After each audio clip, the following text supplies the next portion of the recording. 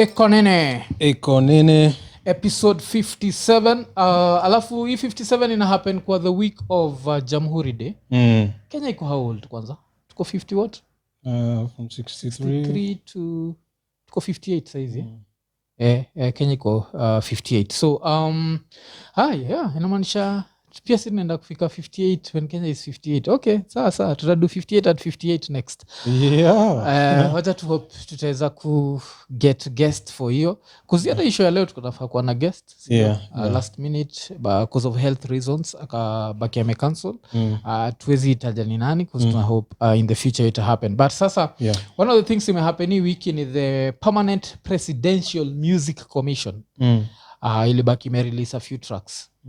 One of the tracks iko na Jua Kali, Femi One, Mandy, Stevo, Simple Boy, Zero Sufuri, Bogi Genje, Benzima. So hii ina target my youth. Umeonaje? I probably need a second watch it. Watch tu saizi moment of transparency. Didn't even know it existed. So nimeiona tu saizi. So far iko na hiyo bounce, but it's inakalia forgettable kiasi. Cause mikile nafurahi buda kuna buda saizi at in the head of the Presidential Music Commission and try kurudisha wa Kenya back to hiyo uzalendo. So I actually liked the idea ya hiyo ngoma. Alafu sasa ikafanya nikakuwa curious about the rest. So kuna ingine pia ya Nyota Ndogo. Kuna msanii anaitwa Adwar, dema anaitwa Lilian Rotich. So hii sana ni kuimba tu. Okay. Na after kusikiza hii ikanikumbusha back in the days because na feel like the minute you have someone as talented as Nyota Ndogo you need to get a sycophant to write the song. I guess inafaa kuwa yani unakungalewa siku za Moi. Baba Moi. Yani atakuwa tunamwita jina lingine. Hiyo baba lazima ianze. Si ndio? So inamaanisha huyu baba wa saizi amebite nini? Ila ndio kwa Baba Moi. No biting allowed. Si ndio? Just fikiria from your perspective because na feel nikisikiza ngoma ya kina nani ya mimi ya kina Jua, at least najua it's something I can listen to again. Ile akina Nyota Ndogo na feel ni kama either ilikuwa rushed alafu nika feel like why not just remix the original songs because wacha tubongejua the original songs. Ilikuwa at the height of wase kufinywa Nyayo House. Kuna kamseka lenda kakaandika tawala Kenya tawala Kenya tawala Rais Moi tawala Kenya tawala. Hiyo time unaweza pata kuna msali kwa natochariwa pale Nyayo House hiyo ikichezwa. Unafinywa. Hiyo tawala Kenya ikicheza. Alafu kulikuwa na I try to imagine uko Nyayo House ilikuwa Nyati House. Nasikia ati ulikuwa unaingizwa kwa maji. Ushaisikia hiyo? Kunaingizwa kwa maji imefika up to hapa. Alafu upate kamseka na kutocha nikamse kichwa mbaya.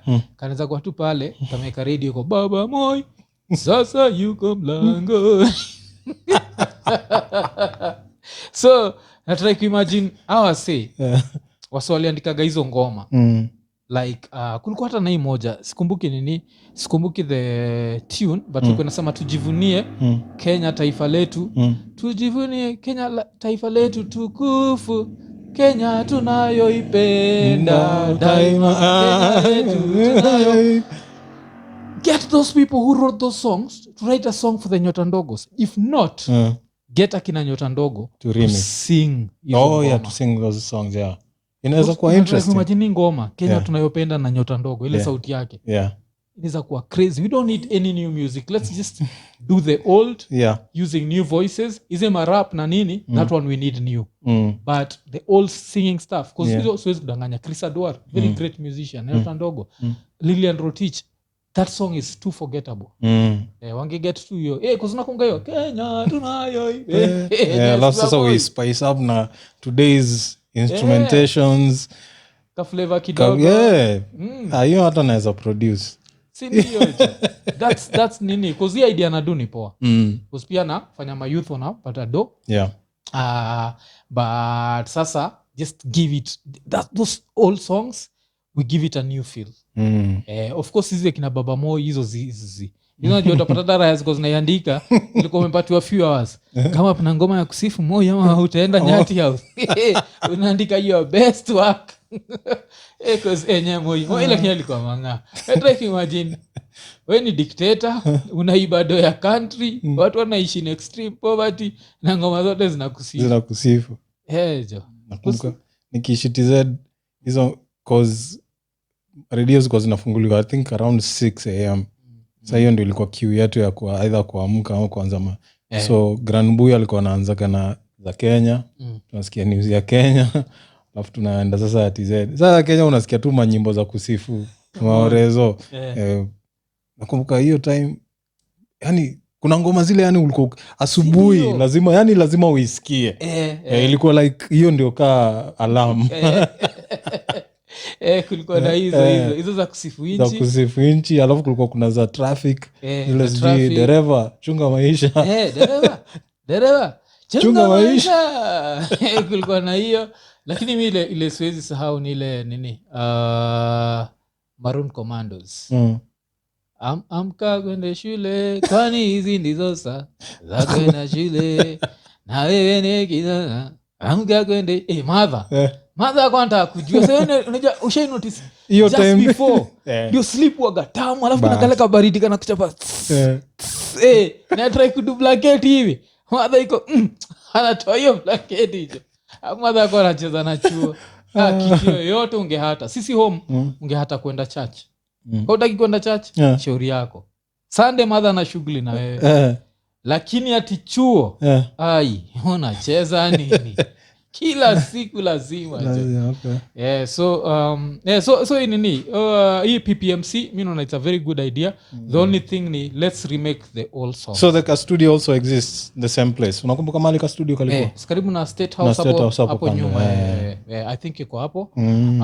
So nilifurahia sana kuona like unajua Steve Simple Boy na furaha za Bogi Genje. So kitu kimoja nilichekesha ni website wa Militant yopenda sana kudio nini ya action ya gun hata kwa hii alidu bado iko zile za sijuma soja tulinde Kenya na dio so ni bama hadi lazima kuna hiyo so na Steve I hope round here wajam kwa sababu wase umchomea yani hiyo kumngarisha sijui aje like this time walingarishwa white wote hata madem I think kuna vitu zingine wanamngarishaga jo zinafanya anajichomea huku nje cause unapata sana amekuwa meme for no reason it's because of you fuckers it's not him nakumbuka kuna meme moja ilitokea ile ilikuwa very disrespectful but that's one of the things ile mu respect umse anakuwa gamsem strong sana because hizo issue unapataga ni kazi mwafect mimi mazee ningekuwa nisha blow up kama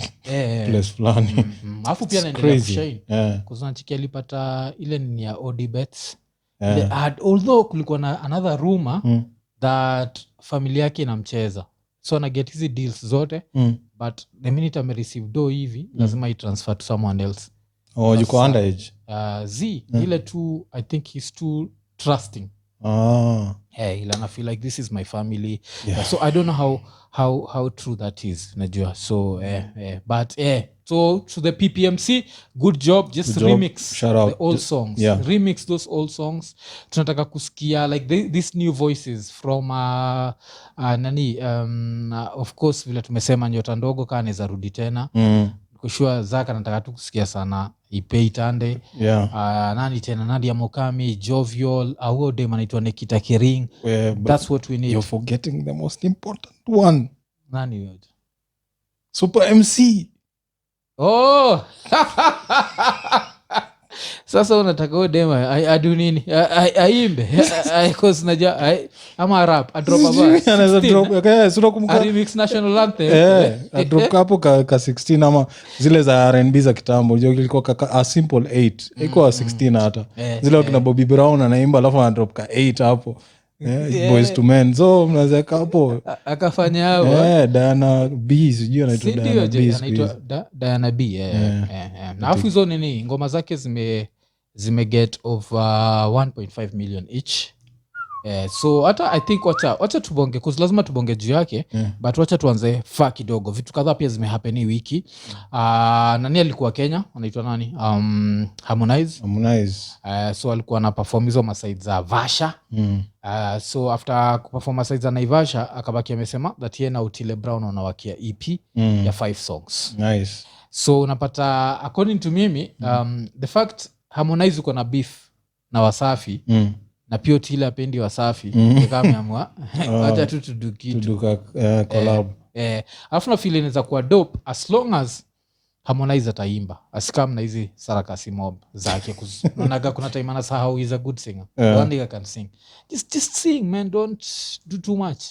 So I hope it goes back to that because one thing I know is that nigga nani Otile Otile does not fuck around. Ikikam tu kuimba ukiwa kwa studio na Otile you better bring your A game. Hata alifanyaga kale kamseka nini kali bring A game yake sana kamseka Rwanda wakifanya ile Dusuma in the height of COVID unajua. So that's actually an EP I'm looking forward to. Apart from that kuna hii ngoma ya Calligraph na The Legends kwa kitambo ilitokea, unaionaje? Also that one I might need another listen. But from the first listen a few people stood out. Kali, Zaka. That's what I mean by a few. Kendrazi alikuwa alikuwa na nini funny. Zake zilikuwa zinanibamba na cadence yake alienda different from the rest of the guys. So it was also okay. Chihuahua, I felt like cause me like Chihuahua like naweza sema like Kali na Chihuahua more than hata Zaka. Na Zaka anakuwa like one of my favorites and I feel like kama haiku stand out hii verse ya Zaka haiku stand out kazi zile zingine. It's still good. Like if I was to rate from number 1, okay, number 1 wangu ingekuwa Kali still because this is song najua so be more comfortable. Then number 2 neza seti Chihuahua. Number 3 ningeseti Zaka. Alafu number 4 Kendrazi. Alafu sasa ndio wengine. Kuna watu wale nilifeel wako off kabisa. Wale sikufeel kabisa. Visita sikufeel yo style ali come up nayo ya kutry kuimba whatever. It was a good idea. I feel like they rushed it. Mchizigaza and I feel like it can be better. Alafu Judas alikuwa na very weak verse. Judas alikuwa na very weak verse. Alafu kuna nani? I think ni UB. Kuna mse moja alikuwa off tu kabisa. I think ilikuwa UB. Alafu najua if it's UB alikuwa off, kuna hii element moja ile sometimes it's not even utapata akidu alidu vizuri but kimixiwa ikamixiwa because unajua that's a whole other thing ile it's a whole mixing can kuna ngoma kadhaa but ile stand out yangu wakani ngoma ya Faramonchi na feature Talib Kweli. Niko sure Talib ali do verse poa but during the mix something happened then it went completely off. Kuna ile uendaga off in terms of like it's opposite of because the kicks 1 2 3 and then badala kwanza kwa on the 1 maybe ikaekwa katikati ya 1 and 2 so inaendaga off. Alafu kuna ile inakuwa off completely whereby it's like iko off beat ile design ya wale madem ujita akina Da Baby hiyo design yake kuaga off hivyo. People think it's a new style and they like it, fine. If that works for you it's cool. For me no. So kuna kuaga na hizo parts. So kuna nani tena kuna kama hata hii Eminem na Nas nikumbuka majuzi. According to me ilikuwa mixing ilikuwa shida because the same way nilisikia kanani akibonga jeu story sasa inaitwa nani Tech 9 alikuwa anasema hatakagi kudu ngoma alafu kusend through email na kisend through email you make sure kuna the rough mix down inaambia ule msee alafu yo rough mix down na make sure ni quality power design msanza cut ile ingine aya line set kuza anasema kuna collab alidu so yeye sio vile Tech 9 ile style yake alafu msee mwingine aliget akashindwa kuimix alafu haku consult so eventually anasikia ngoma imereleasiwa yuko off anashindwa juu nini inaendelea so nilifeel I think ilikuwa UB nilifeel UB iko off kabisa but the fact that Rezi alisema walirecord wakatuma from not wrong So I think that was the problem. Like I felt like hiyo kunini alafu kutuma it has its advantages, but sometimes it's good wase kwa studio. Kwa So for that one I might need a second listen kujua. Alafu pia mi on another thing nilifeel bit iko too new school. Naweza taka sana kusikiza kali kuskali ni sana zaenda na beat yote. But naweza taka sana kumsikia na boom bap, ile tu boom bap bila hiyo because I think kali amefika level we don't need a hit from him. Ajua like there's always guaranteed there'll be hits. So kuwa na hits alafu hizi ama legend kwetu ni some dope beat, dope lyrics, whatever. Not at sing along, fuck a sing along. According to me, like that's what I would have nini. Because your beat will notice. Especially in this new age of streaming where like you don't really have to have a cohesive album like ile inafuatana. That is just whatever comes to mind, do it, release it. Hata kama umeamka in the middle of the night, record, blah blah blah. Eka kwa streaming. But na hope you ataweka kwa album hiyo ngoma. It's forgettable. And I say this as someone who respects those rappers. But it's forgettable. I feel like the number one element was ulisikia vile wa nani Rezi alisema wale ambao waifanya chap and this is another thing watu wajuagi, not every rapper can write fast kama mtu atitumia kosa beat ka ile alafu niambie niandike fast styles anataka tuzi acheka usitaki kuchoma picha hakuna vile hiyo beat. The first thing nikisikia this is inakuonyesha how human ears are different. Niko sure kali akisikia alikuwa like hiyo beat ina do nothing for me, nothing compared to beat kama ya nini ndovu niku ile nikisikia tu niko like is a dope beat. Hata hii beat ya Kalikatel 4 kwangu ilikuwa ili do nothing. Sasa nakuonyesha vile like watu waga like the same nini but very hizo nini choice ya beats ya nani, but unajua you make hits, a lot of hits, but choice ya beats mob za kali si feeling beats waga tu like the rhyme, the nigga rhyme but sasa kwa zile beats na mfeel 100% ka ile beat ya Bogi Genje shit damn, that's now the sort of beats zile neza furahia sana nani akikuwa juu yake, but unajua sasa mi sijai make hit so I know nothing about that shit. But I'll just say because that shit works yani kuna zile inapata lakini Champes kwa beat poa sana. So but hizi nini I don't know hizo mbili Kalikatel 4 na hii Papa Wemba hizo beats mbili mi sijazi feel. Nime feel the rap but not the beat najua. So there was that. So and then another thing that happened is diss tracks zilitokea. So let's talk about these diss tracks. Kuna tuanze na moja ile haituhusu but pia inatuhusu ni Kevo. Inaitwa Nyumba Kumi. So Kevo alirespond to what that nigga Octo said on our couch. Nakumbuka Octo alikamapa alafu akasema that I believe Kevo ni mse wa Kibich acheki. So in the process Kevo aka release Nyumba Kumi which I guess ndio Nyumba Kumi ilikuwa inafaa kwa ile like know your neighbor. So that makes sense. I love the fact it's called Nyumba Kumi. The song itself I felt like it felt defeatist. Ile ni konga defeatist ile nika umekubali. So ile time Kevo anasema uko na mafans wengi kunishinda lakini na flow mob kukushinda. At the end of the day it's about the fans. Like skill no one cares. If you feel like you are more skilled you need to be having more fans. Nacheki. So nilifeel ilikuwa defeatist kiasi. He could have gone a whole other way instead of talking about the number of fans. And then yes I felt like ilikuwa kiasi ilikuwa forgettable. Like if you're to tell me to compare that na ile yake ya kitambo iko into Killer King ile alikuwa metaget nayo Calligraph I'd say Killer King was better. But still Killer King haunge compare na ile part 2 ya Calligraph. Kuna ile shit Calligraph alifanyaga part 2 ile ku dislike the whole industry. I don't remember the shit which also had a very ill beat. I don't think anyone could ever fuck with that. So but personally I feel considering the hype and considering to me it was unnecessary, maybe that's why. You? Same to me. Like I put Kevo somewhere where like this song is below him. He doesn't skilled. need this. He's skilled. Doesn't need this. So that was my whole attitude. That's why I didn't even pay so much attention to it. Like, you're so much more than this. So you know him say, like, skill-wise as a rapper, this is a nigga we respect. Yeah, as in, I've done shows where he's done ciphers. We've had a blast. We know his skill level.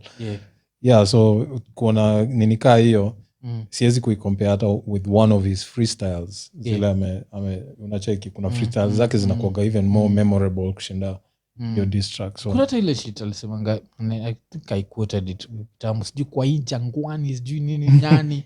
Alikuwa that shit was dope, like from his previous album. Yeah, so but now that's Kevo, a nigga we respect. Then comes another nigga I didn't even know exists. I had Nani talking about him. What's his name? I had Octo talking about this nigga. Never been interested in listening to this nigga. I've just always had people like, oh, I'm dope. I'm dope. Like, if you are dope, somehow you should end up on my table. If you've not ended up on my table, I'm not looking for you. Like, so there's a nigga called Virusi Mbaya. So this nigga apparently took the session at Octo badly. And he said that he showed it to Nipatanisho, which I'm sure that's just him. And if this show was Patanisho, nigga, we'd be rich. Wouldn't even be talking about you, man. Like, those motherfuckers are rich. Patanisho is what now? Ni show ya nani? Ghost Mule na Gidi. Iwaga wanapatanisha like wives and whatever. Ile kumsocheka vifani. Yes. Oh. They make a lot of money. Okay. Those two niggas. So shit. Now I'm offended. First of all, to disrespect them, no, because sisi ume to upgrade. That's number one. Number two, we talk about the song itself. So kuna hiyo fuck Mwafrika and fuck DJ Zack. And nigga, you're fucking lucky. I retired as a rapper. I'm too old for that shit. But I'd have eaten. Fuck you, man. That's not a diss track. Your shit umetoa. Nigga, that's not a fucking diss track. That's number one. Number two, nini? Kuna hii kitu ametry kucheza sijui ati ni podcast. Alafu sijui toa specs, sijui powder ni kas. Motherfucker, if you listen to the joint, you should know how to do wordplay. That bullshit was whack. Don't care what these niggas are telling me. And that's not because you targeted me. People have targeted me with good shit and I didn't say it's whack. Naongele time chiwa akisema Mwafrika na mshika na bandika ka stick. I never say that shit was whack. Even akina Wothes, hautaisikia any record. Na walini diss, nikisema they were whack. This motherfucker is whack. Super. Alafu, he goes, kuna place iko offbeat kiasi, sindio? As in, ina sounds juu ya jamaa hiyo voice yake na hiyo track aziendani. Nakumbuka ukiniambia nisikize. So I couldn't go past the, like, nilisikiza hiyo intro. You know, he has like that intro where he's talking. Then the moment he started rhyming, I couldn't go past a certain level because ilikuwa inani throw off. The guy was off, like, and he sounds whack. Like, nigga, you're whack. You fucking work. I didn't know you existed. Jesus. And this is what inani udhiginaizi, like this new age fuckers. I'm just kids enough hip hop, so you hype bullshit. This motherfucker is not good. He's Jesus. Not, and there is no world where this Virusi Mbaya motherfucker is better than Octo. There is no fucking world where he is. Hakuna. So number two, he needs to learn how to do a diss track. Hizi stories are ininja ilisema nini ati sijui sina uncle, another stupid punchline. Sijui sina uncle, so sijui antivirus. Like, nigga, and you left the studio with that shit, nigga. Like, nigga, you left the studio with that. And that somebody like, married what? to your uncle is not your auntie, first of all, motherfucker. You stupid as fuck. You see, like, I mean, look at like zile za like, wow, niggas are like, unajua zile zinani tag.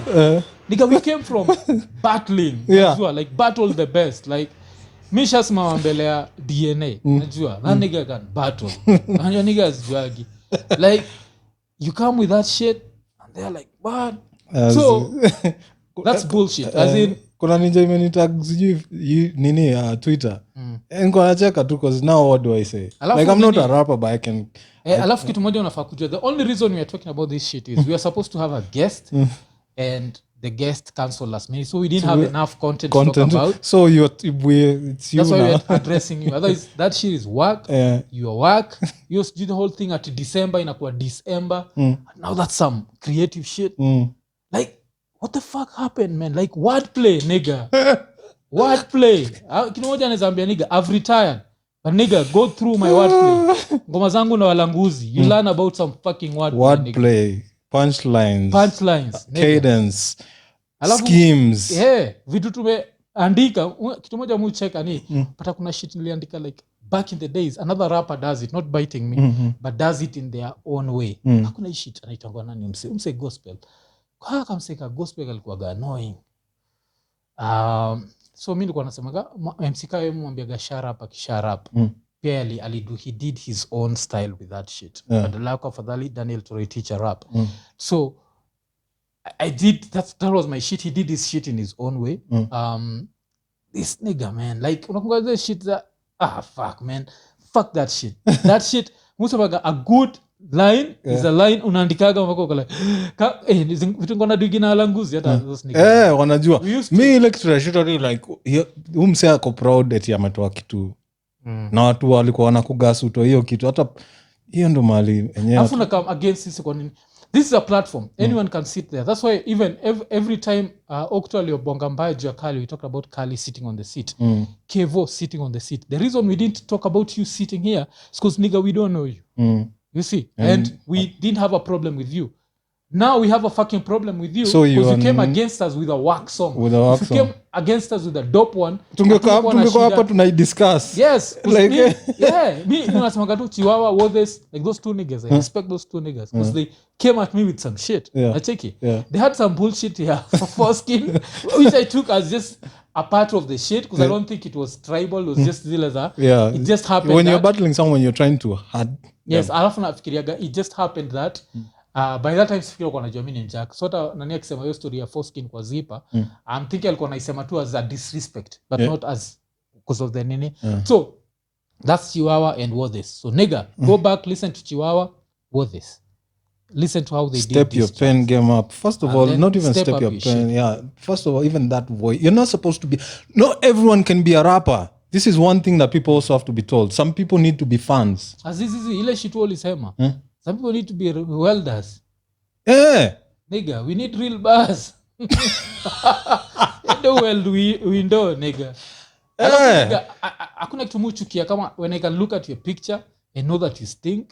Unajua like when people that was the other thing like I went to the nigga because I never seen the nigga so I'm looking at the nigga like neza note from picture neza notice when mchafu so it means like you stink nigga and you still want to diss me nigga as in we could have given you a platform but now we can't because we know you stink also you are going to fuck up my couch fuck up the couch so stay where you are do your diss song go do a whole EP of diss tracks songs, yes, we'll post it so that you get some that would be our way of supporting you like giving you some but nigga buzz that shit you to aspects you powder ukas alafu unajua cuz I really loved me kwa napendaga sana when I used to be a rapper I really loved like wordplay macheki like that shit used to jazz me mpaka nakumbuka nani stika dreamer nakumbuka hii shit but the first thing ile niliyoifanya ile waliweka remix ukeka exhibit ile nilikuwa gasi mwana trust nini na trust condom kushinda mwanasiasa whatever I remember when Nani was telling me that was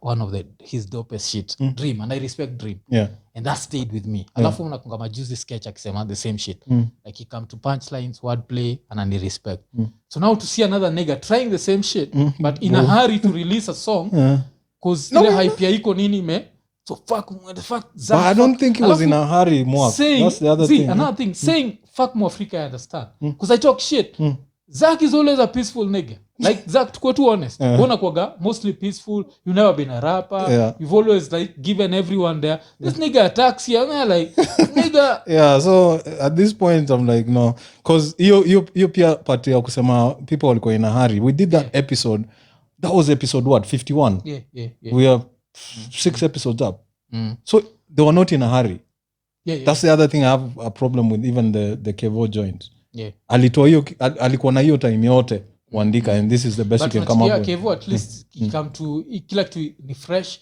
the only thing it's not wow it's not a wow song but we can't say it's work it's not work but this nigga's shit is work and one time ilikuwa mob that's the point I'm trying to say sounds juu aje alafu cause another thing ile mtu jua like if you're a full time rapper like there's a lot of shit you do back in the days as a rapper that I do differently.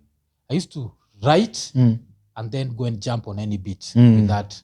Yeah. And that's what this sounded like. Yeah. Because right now, if you want to be a musician, because now we know we learn. Me, I'm an accidental rapper. It was never something I wanted to do. It was more of a challenge. I started doing that shit. But another thing you'll notice, like later in time, get the beat, write to the beat. Don't write, then jump on any beat. Hii shit ilinikalia hivyo. Like this nigga wrote, wrote, and then jumped on any beat. The first beat that was put, like Death of Octotune. Alafu niko sure vile inaandika hivyo. Kwa studio, ile jasho ilinuka hapo watu wakiinua mikono. Okay, so this is the dopest shit I've ever heard. Ile jasho ilinuka hapo. You stinky ass niggas. Go take a shower, bitch. Go take a shower, nigga. Like ati virusi mbaya. Nigga, nafaa kwa harufu mbaya. I can smell your shit. From the Facebook page. Like, alafu niggas are hyping you at that shit is dope. We are not saying it's work because we are there. Nigga, I've been dissed before. And there is no record anywhere. Kwa hii dunia nikisema Chihuahua Disney work, what is Disney work? I'm not. This is the first time somebody Disney kasema ni work. Ni work, yeah. Nacheki. Hata nange release this track. I never know if he released a diss track, but if Kimia ever released, ungesikia nikisema ni work. Because I'm sure ingekuwa like there's a certain level we expect. You expect, yeah. Because this shit was work. Wasi wa Kenya ufurahishwa na vitu za ujinga. Yeah. That's why zinaishare hiyo kitu. Like hey, umesikia place? Amambwa like ati kuna place hiyo nje nasema atunajitaje Mwafrika una rhyme na Kimombo. Sasa nika notice most probably haijui Kimombo inamaanisha nini. That's number one. Ama ilisikiza kuna ngoma inaitwa Thanks ya ndani. Ile nilifanyaga na wale wase ngozi nne. So kuna place nyingine musemaga nini adua managonyo gima ili kusidwa ni awuogi Kiswahili. So you like rhyming like whatever. Gima ili Kiswahili. Alafu kwa background adlib yangu nataka niongee lugha ya Kimombo. Unacheki? Sasa nikisema hivyo but naingia na Kiswa still. So this damn motherfucker Kimombo ni Kiswa. Kimombo ni Kizungu. Show me one fucking song nimefanya na Kizungu. Niko na ngoma na Kenan. Did that shit in Sheng. Craig G did that shit in Sheng. Motherfucker, I've always done my shit in Sheng. Hakuna Kimombo mutumia. Wewe ni rasa. Shit. That's how yeah, I think I wanted to dedicate a couple of more minutes kwa hii ninja, but it's becoming annoying. If you want, like if you're trying to come at motherfuckers like us, come correct. Yeah, just Alafu like the 22-year-old me as a rapper and of course like much later ni very different. So kuna hiyo shit me advise the nigga like you might find I'll give the nigga the benefit of the doubt. I'll say he wrote and then he was given the beat and then he had to make the beat work. So work by not yani work ifanye kazi. So he just rhymed to it as he went along, which I understand. We're just telling you that shit was off. The shit never went with the beat. Whatever. Which happens. Can happen to anyone. Schemes were off. Schemes were off. That fucking wordplay was wordplay is the wackest I've ever heard in a song. But the most important shit, Kimombo ni Kizungu. Na ukienda upate ngoma yote ya Mwafrika ila merime na Kizungu then rudi kwa studio kuja utuambie. Lakini si ukuja hapa, tutaki watu wachafu hapa. So kana jasho yako huko. Kana jasho yako huko ureply ukiwa huko tutaiona.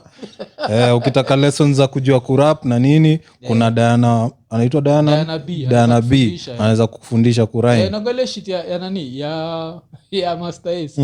I'd rather listen to a Lil Zane duet. I'd rather listen to a Diana B Nanani duet. Diana B and who else? Yes, Diana B and Diana A duet. Never met Diana A, but I'm assuming it's still be better than this. It will be better than your shit. Because this shit iko na umesema 1 million views? Vitu za Diana. Zote mbili ni 3 million sasa. 3 million. Hiyo yako mazee ulieka sijipo. Ulieka last week.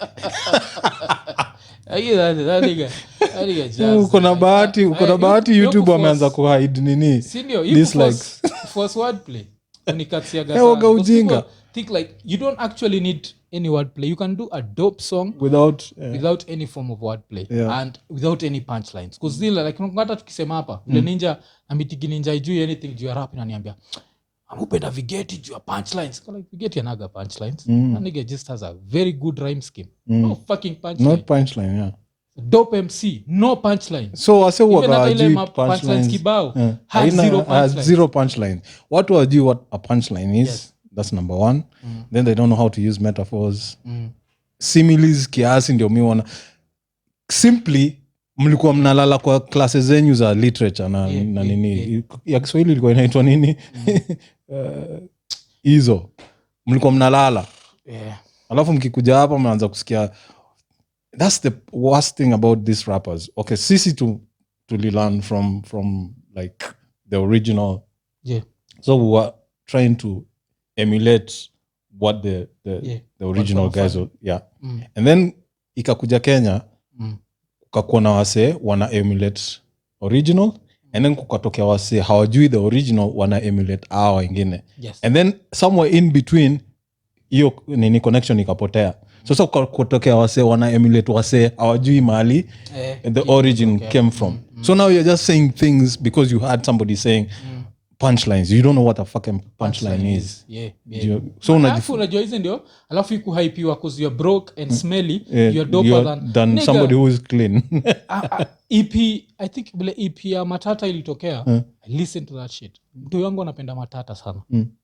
Mimi mwenyewe napenda Matata. But unajua to the average nigga tuko Matata si hip hop, gengeton si hip hop. Those motherfuckers, I love the way they write their shit. Like it makes sense. Yeah. It's nini and it sounds good. And they are clean, nigga. I can smell you, nigga. Through your track, I can smell your shit. Fuck you. Now let's move on. Talking about diss tracks. Another diss track ilitokea, I think last week, ilikuwa Willy Paul, akidiss Diana B. And this took a very bad trajectory. But how the diss track starts, because let's start with the diss track.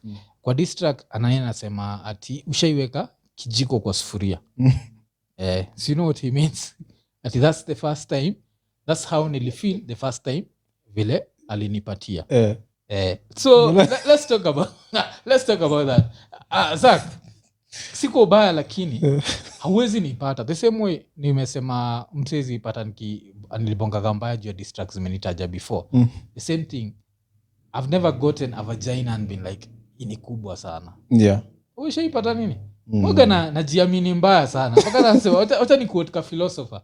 Kuna ka philosopher kalisema we nipe bila kipimo, macho mpaka kisigino, nikumwagilie wino, yangu sio mbilikimo. Ugaga nimejiamini. Rhyme scheme. Virusi. Rhyme scheme. Yeah. Another thing. This is anitokala kama say Dully Sykes. Yeah, cheki. Kipimo. Kisigino. Wacha hata kipimo. Wacha toka kisigino. Mbilikimo. 4 syllables. Pa. Yeah. Yes. Another person to listen to you, fucker. Endo sikiza Mbosso. Stop writing, fucker. Let's go back to this shit. So, mi always sikia place yote nikisema dem ni mbigi. Mungangana tu. Yeah, cause hiyo kusema tidema na vajj bigi nika kusema wewe mwenyewe uko mdogo. Yeah. Mimi usema I'm not packing the biggest hit lakini AK47 inaua, pistol pia inaua. Bastola ni bastola bwana. So today shit. You understand like disrespecting her by saying her vagina is big. That's bullshit. Yeah, so I don't think that's bullshit. That's number one. Number two, there's a certain level of maturity that you should have as a man. As soon as a woman gets married, it does not matter ile kitu ulifanya na yeye. Just shut the fuck up about it. It's just simple, a mature thing to do. Yeah. So, yes, they've come at you. Be the bigger man. Walenge tu. Hakuna haja ya kuambia anaitwa nani kuambia Bahati ati nilikuwa nalala na wife wako, sijui wife wako na nini. That's number one. Lakini mimi ningekuwa Bahati, the rapper mode in mingi tokea. Vile Bahati nika short. Kiko zile za the shorter the monkey, the longer the tail. ninge reply tu hivyo jo sila kukwambia you have a small because niko na sababu unacheki shit yeah so ningesema si ati ilikuwa bigi ndio ilikuwa mdogo au nje sasa pia ndio Willy anza kujitetea mimi si mdogo unacheki so kuna hiyo so so how do you feel about former gospel people releasing these tracks? Inaonyesha tu vile siko ubaya but vile tulikuwa I think sijika ni wewe ndio tumekuwa tukiongea na wewe juu ya wa gospel wengi walienda hiyo route for success. Yes. It wasn't like they really believe in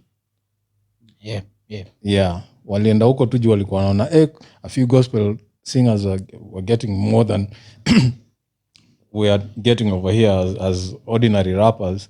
Kienda hiyo side una get support nini but principles zako ni zile bado wewe ni msee kao ulikuwa ni msee mwongo mwizi whatever the fuck kala zao zinatokea saizi vile wao wako as humans. Yes, they are really really really crazy humans. Really foul human beings. They are super foul humans. Mimi nishakosana na watu na madem hautaipata nimeongea hata mbaya kuhusu dem to that level hata kuna hiyo shit alafu now let's talk about the rape allegations so number one thing is we don't know the truth so sisi tunabonga juu ya the few things we've noticed about hizo allegations so number one video ya Diana did you watch it? So what's the first thing you stand out kwa hiyo video? It was like properly produced. Yeah, it was a production. Better than Iko Nini. It was better than Iko Nini. Ati better than Iko Nini. Iko Nini hata ile ilikuwa ni movie bana. Lighting nini kila kitu ilikuwa kali. Ilikuwa kwanza shout out to a few people. Kuna msejitanga Alienation na pia kuna msanii Freddy walikuwa na enjoy majuzi ati vile Iko Nini jo sasa watu wage hata maji ya kunywa hiyo ni Iko Nini jo hapa na hapa swambia kama tukula home uliona hiyo mpaka makeup sijui nini hiyo hauwezi pata hapa siko ubaya different camera angles yani kuna kamera ya kuchukua tia ya right eye alafu nyingine inachukua left eye TLC iko hii side alafu kuna hii moja but whatever ile linishtua we live in the era ya Me Too so we've seen a lot of people come to rape kubonga juu ya rape the first thing that happens kwa America ni that video is put in all platforms alafu unapataga mostly inawekangwa bila watu kuambiwa hii watu waliambiwa itakuja YouTube every free platform haikuwa hiyo video ilikuwa monetized so far get 693,000 it was super monetized so that's the other question should we be able to monetize videos zile tuna accuse ama tuna come out either about rape ama tuna accuse someone of rape does it look honest to do that to monetize it because kila watu wanasahau if you watch YouTube you don't know what happens sisi uproduce sometimes we forget to monetize unajua hizo zile video iko out uko like shit akuweka ad na mimi na zako natupata kwa background tukiweka ad hii ilikuwa imekuwa ads from alafu ni mob like after every 4 minutes sisi wekaga ad after 10 minutes kuzi yetu inakuwa garefu hii show I think the nini was like 26 minutes has more ads than Iko Nini 1 hour show which sawa if you want to monetize your pain that's you but it doesn't look it looks foul from the outside looking in because you're supposed to make it free everywhere put it on Instagram put it on what usifanye ati lazima kila mtu ende but this doesn't mean that we don't believe her we're just saying like the few things the optics they look off kiasi alafu nani akaamua kureply Willy Paul same thing ads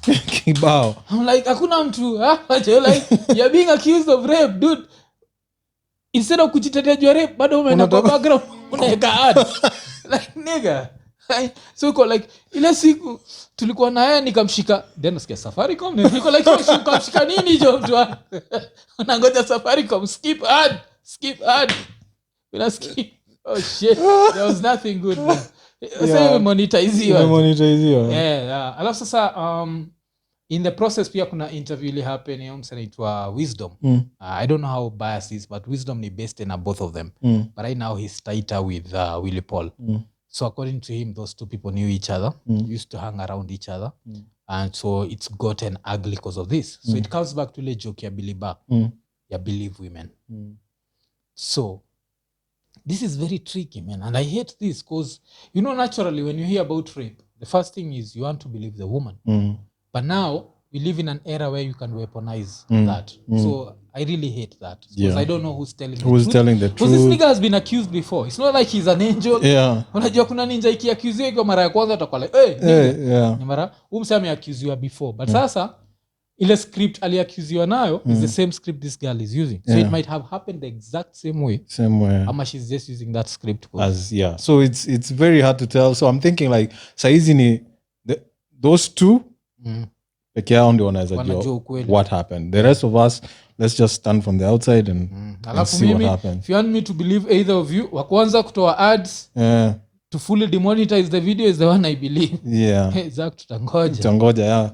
Kuna kadem kengine pia kalitokea sijui kanaitwa nani pia ni mabeste wao. Nika the Queen. Akisema anajua wawili wanajuana. Anasema the first time aliwa meet jamming in the car. Walikuwa na jam kwa gari so I don't know, man. Like, you do you. So there was that. Okay.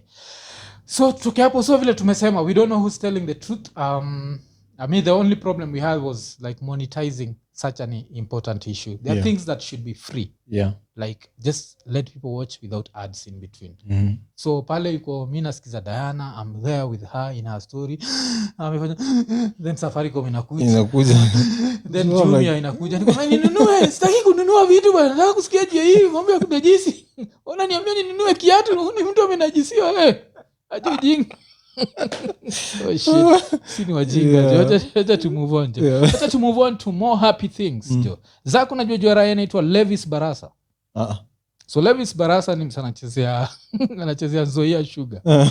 Msali score hat trick. So after kuscore hat trick, si akaitwa man of the match. Akapatiwa present. Haujaona present alipatiwa 2 kilograms of sugar. Yenyewe kuzaliwa third world ni mbaya. Who ni athlete anapatiwa sukari. First of all, sukari ni enemy ya athlete. Yani kuna level ile tumefika. Vile tunasema sana nafaa kuchapwa. Nanga tukisema politician. Hii ni ninja ilifikiria hii idea kupatia mse shuge. Inafaa kuchapwa. Alafu unajua aibu ni nini? Siamweka hapo. Ameshikilia kashuge. Alafu unajua ni kilo ngapi? Kilo 2 si hata gunia. Ameshikilia shuge hapo. Man of the match. Hat trick. Ni Nzoia. Nzoia Sugar. So let me try and remember because I buy sugar a lot so I know the brands and their prices. Kuna moja for 2 kgs inafaa kwa at least 249 bob. Hiyo ndio ile waga at the high end at the top. So the rest waga zina range between hiyo 219 and 214. So hiyo ndio iko hapo hivyo. So amepewa 214 bob for scoring a hat trick. Afu unasikia hiyo story ile nikatia sana. Yaani Kenya kuna level, yani hii country nimenotice every time unafikiria na mzee mwenyewe alipokea. So dadu sasa ichukua na nimwagia hapo hivyo. Nza kwa zile za mimi sikunyongi hata sukari. Sikunyongi hata sukari. Unajua pia I think he's part of the Zoya Sugar, the team itself. But that was disrespectful. That was super disrespectful. Then another story, if you think hizi rewards za Kenya za ujinga zimeisha. Kuna robbery kwena happen Mkuru kwa Jenga. Place inaitwa David Engineering. This was some kung fu shit. So mathigi wawili wamekam akapata kaochi kakamua kuwa hero. So vile kamekataa si moja mathigi akachukua knife akaenda kudunga wochi. Wochi ni hero jo, alidak hii ninja ikachoma wetag mwingine kwa macho. Alafu kumbe kichoma macho vile si unaona kwa movie sana choma macho hivi afa na dead. Really dead jo. What the fuck? So this tag killed this other tag. Alafu kinaacha knife kinahepa. Nigga, leave fingerprints. So ninja kuhepa, this is where it gets fucked up. So DCI zimetokea like, mtu wangu, this is good, you are a hero. Unajua reward ni nini? We welcome you to our Christmas party. this fucking country. Like what the fuck? I'm saying God, nimefaitia maisha niwe dark nice. At least mngeniambia sisi we dark nice tumekupatia kisu mpya na kuku uende uchinje bwana. Joraheme mbwa. Tumekuinvite kwa Christmas party. Hizo ni za obvious. So tukitoka hapo acha nikuulize, unakuwa kwa any dating apps? Dating. Kuna time niliingia nini ile ilikuwa inaitwa ilikutinda. Lucky motherfucker man. Kuna time niliingia hiyo. Tinda iliingia Kenya gani shawa. Kuna time niliingia I didn't know how to use it. I gave up after maybe 2 days. Mimi nasikianga tu ni kuswipe tu, unataka nini wewe? Unataka tufanye ngono na swipe tu red. I did that and everything I was seeing like I think was what unijua. I'm very particular. So everything I was swiping just just looked dusty and then unajua wanakaa kuna virusi mbaya. Wengi walikuwa na virusi mbaya. So I was like nah. And then I don't know what happened. Kuna kitu ilifanyika ikanifanya nione si app nataka kutumia. I think ilikuwa ni show kwa radio. Calvin and Jimani were talking about it. And then they said something about even with the swiping, there is a way you're supposed to swipe. So kwenye kuswipe yangu inaweza kuwa niliget matches ka 3 na zote zimeingiana, but since I didn't know what to do next, maybe so I was like it's too complicated. Nimeshtuka sana because nimesikia ati ude moja susi sana if disuza. Apparently limit has yake through hizo dating apps. Really? Watu na assume ni Tinder. I was surprised. I was like, because me expect them kama huyo kwa amefika hapo. Kumbe watu naendaga hapo jo. Lakini siwezi kudanganya. If like one of the things ile muli ya juu ya age ni hiyo je. Tinder ilikuja kanisha settled. So you know how to use it? Seriously, hata nikitry. Wewe try imagine ati niko home. Unaona? I'm applying for Tinder. Zak, Iko Nini ukiwa solo. So iliendaga. That was like maybe 2018. Yeah. So lakini talking about Tinder, it still seems it's the safest way to meet women. Really? Kuna hii story moja sijui kama umesikia, kuna raya fulani inaitwa Kangeshu imepatikana hii weekendi. So si tukicelebrate Kenya kwa 58 years old. Hii ninja ilienda place into a Barizi bar Doni, ikamit dem alafu ikaishia dem keja yake, alafu zikaanza kutuangana, alafu hazia karudi akaya alichapa hii raya jo ilichapwa daga kadhaa. So saizi iko hosi na recover. So let's talk about that. Like what would make you go to another nigger's house in a hypothetical situation? Because I know in real life you'd never do it. But if you really wanted to fuck a woman, what would make you go to her house? Yeah, at this age, I don't know. But if you're slightly younger, it's just the heat of the moment. Like, kuna ile time mtu patio unaona, this moment will never happen again. And maybe it's something you see as unajua kuna zile mtu uangalia unaona mazee hii inakani wali safi. Okay. As a young motherfucker, right now so many things go through my head. As in ka hata kuja naye kwa nyumba yangu I still feel unsafe. Kwenda kwa kuamkia kila kitu. Kwenda kwa nyumba ya mtu mwingine, that will never happen. So before that niseme a few things that zile zinafanya mimi niende, acha tukumbusha wase kozi yangu itakuwa full of shit. So acha tukumbusha wase unaweza like, subscribe, hit the notification button. Finally tumefika 5,000 subscribers. Yep. So by the time tulikuwa tunadui short ilikuwa 5200. So na by the time unaiwatch inza kwa maybe 54, we'll be happy. But we are trying to reach 10,000 subscribers. So like, subscribe, hit the notification button, tell a friend, tunajua tunatry kufika that next level, tunajua. So tafadhali subscribe. Alafu pia ukitaka kutusponsor usisahau vile tulisema till number iko, uzatuma kitu kwa till number ama to hit up kwa inbox either the Instagram ama Facebook. There's been a couple of shows zile hazijakuwa sponsored. Yes. Y'all sleep. What's up? Compared nini ilikuwa December compared to November. November tulikuwa na sponsors like December every kuna, week. December tumekauka je. Kauka mbaya. So kitaka kusponsor ni hivyo. So back to sleeping with another nigga's wife. So I think unafaa kuwa na ground rules. Zile zinafaa kuwa unwritten. Like if you want to sleep with another nigga's woman in his house, first thing you have to have a bigger dick. Nazi, because exactly imagine. No. Upate zizi. I will tell you why, but you continue. Zach, try to imagine. You're disrespecting this nigga and you have a smaller dick than him. Why try to imagine umeingia na rungu kwa bedroom? Hiyo inaweza unafanya nini hapa? Hiyo inaweza kukua the difference between you being alive and you dying. Haone ni aka kamsee kana ndogo toka kwa hii nyumba. Lakini haone msee, huyu ndio msee amekuwa kitarua. Mimi naona ni unaweza dedishwa. Mimi naona wewe. Zach, imagine this situation, kuna kadem kako. Wewe umeenda shughuli zako, job, nini. Alafu hii ninja wanasema like DCI ndio ziliandika hii story. Zile zinakuwa ile ninja wa garaita. Inaandika tu when he came back to the house, he met a strange wallet and a strange pair of trousers. Unajua akipanda kienda kwa bedroom. Mimi sasa kile na do ni unachiki vile timasail kwa ukichukua wife wa mtu na city spear nje. Kaka. Kuna pack hit, una make sure ile condom ya kwanza umeunwrap. Kama unatumia rubber na usha bastanat. Kama bado imejaa. Na ni big, yani una notice hii iko imeshikilia machine. Unaifunga kwa doorknob huko. So hii nije itaingia kwa nani huyu? Hiyo na wallet.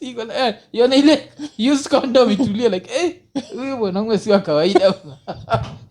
Hii kitu yake ina miraba minne.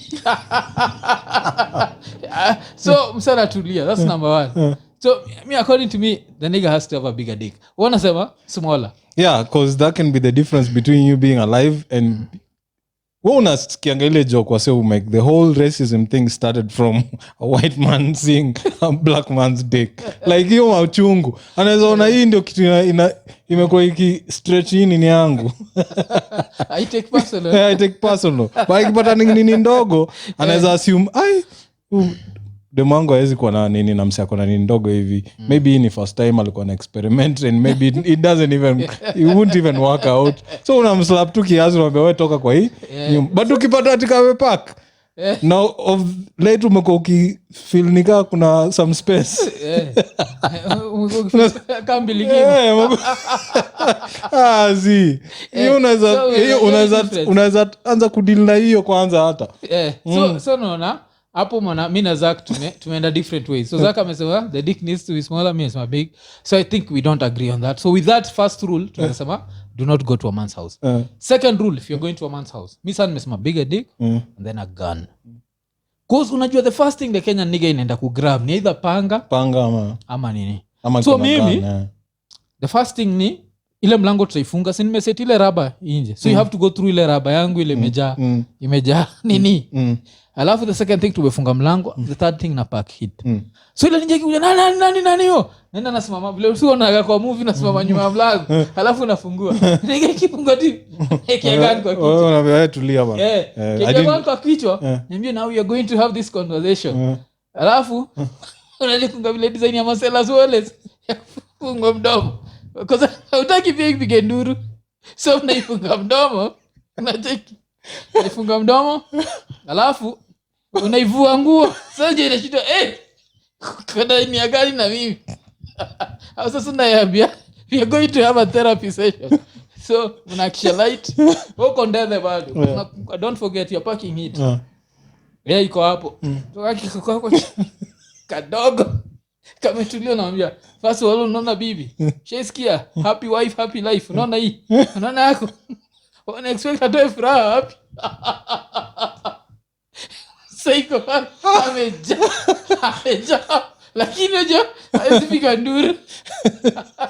So kuna hiyo je.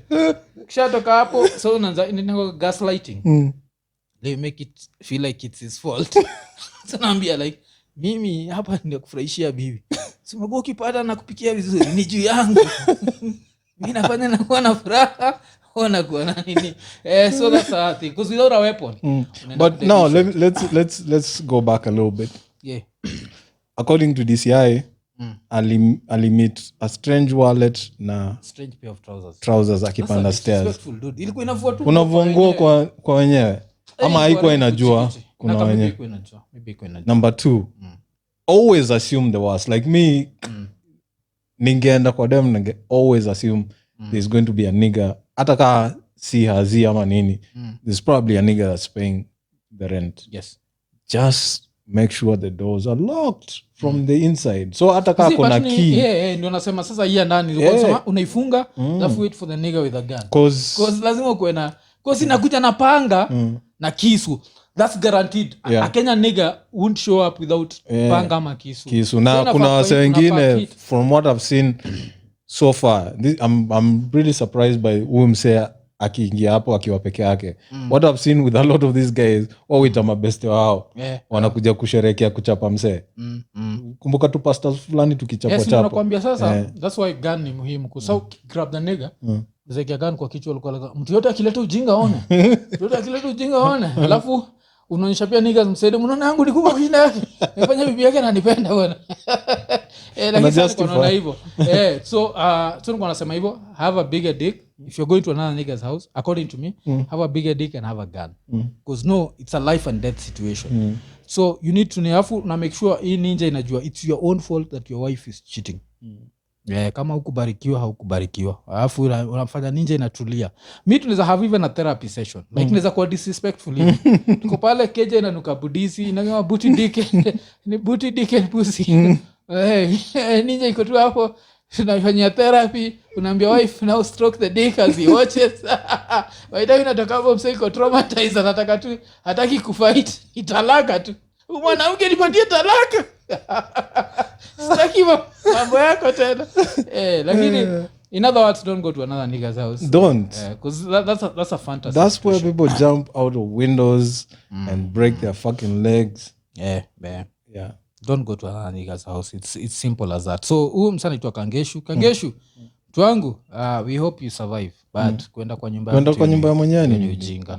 Ni serious. Hata kwenda kwa nyumba ya girlfriend. Because there's always an ex nigga that's mad as fuck, and it's ready to whatever. So there was that. So ilikuwa Iko Nini episode 57. So 58 tutatry kuona kama tunaweza get guest inza kwa poa tukiwa 58 at 58 Kenya at 58, alafu pia sisi tuko na episode 58 na tuko na guest inza kwa dope. But kama guest atakuwa pia ni sawa. Watu wanataka ku release more diss tracks, of course. Knock yourself out. Make sure umesema tu jina Iko Nini, watu wajue Iko Nini. Ukisema tu mwafu na Zack bila kusema Iko Nini, nobody knows. Kuna wase wanaitwa Zack, wengine wa Willy, si ndio jo? Inaniudhi mbaya mpaka na feel ninge trademark jina yangu kitambo, but that's a story for another day. The most interesting thing ingekuwa ile ninja ingekuwa try kumaje Virusi Mbaya ingekuwa ni ninja nini ina whatever, lakini acha tu tuiache. Sawa, Virusi Mbaya enda uandike distract nyingine alafu part 1 tushaisikia haiku tupatie content ya next ya 58. Upatie content ya 58. Utakuwa zaidi. No nini, if you released a dope distract tungekusifu, although judging by the way you look, you are never going to sit on this couch. That will never maybe tukidu that's why even on that show before you dissed us, we never said we'd invite you. So invite watu tuna respect K4 tuna respect Octo, tuna respect Calligraph, tuna respect a certain caliber of people. We didn't know about you decided to disrespect us, although we didn't even disrespect you. I don't even think I mentioned the nigga. I think it's Nani. We don't even know him. How do we mention someone we don't know? Nani ndio alimention na could mention in a disrespectful way. Alisema tu sijui mligrow up pamoja, ulikuwa mnataka kudungoma jia ghetto akakushow he's done it before. So ungekuja na concept nyingine maybe mngeweza kufanya ngoma, but hakuwa anataka kufanya ngoma again. That's all he said. I didn't think that was disrespectful, but you took it as disrespectful, released a weak ass diss track. Na maybe hapo ndio tuko saa hizi. So go write another one. Fraisha mabeste zako wale ni mabeste zako tu, si ndio? Ndio wafurahishe, wataishare. Sisi tunamalizia tukisema Iko Nini.